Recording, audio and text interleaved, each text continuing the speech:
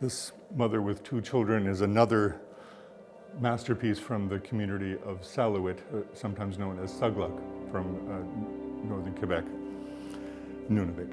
And it's another example of a work by an artist whom we know almost nothing about. Mary SANAAQ Papigatook. We do know the name of the artist, and in my research I found about 3 or 4 or 5 other pieces by her, but it's hard to tell whether she was prolific. There's not much published, and it's just one of those mysteries of Inuit art, where artists may have made 3 or 4 or 5 masterpieces in their lifetime, and then stop carving. This is carved in a quite coarse stone. The SALLUIT stone was not very high quality carving stone, and knowing a little bit about stone, I can see that it would have been difficult to carve this, and very difficult to finish it, and probably impossible to polish it. And yet the artist has created a beautiful composition.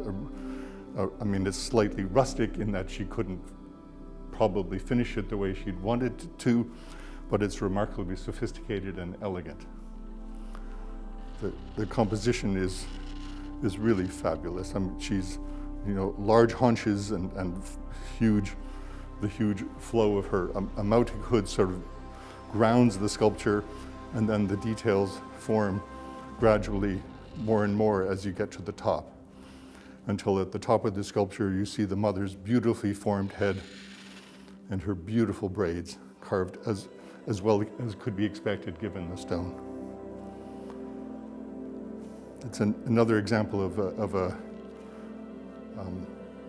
work where a larger child is being cradled at the front of the sculpture and a smaller one in the capacious back hood or back pouch of the mother's Amautic.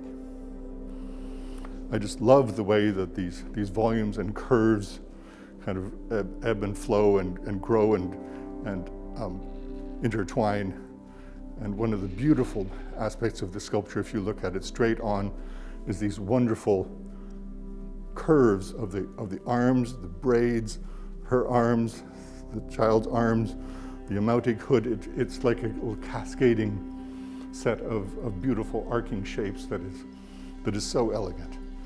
And of course it wouldn't have been thought out that way. She didn't go to art school, she didn't learn about composition. This is all intuitive, and that's one of the things that keeps me so interested in understanding about Inuit art and artists, because you just see one masterpiece after another created almost completely by intuition rather than any kind of training.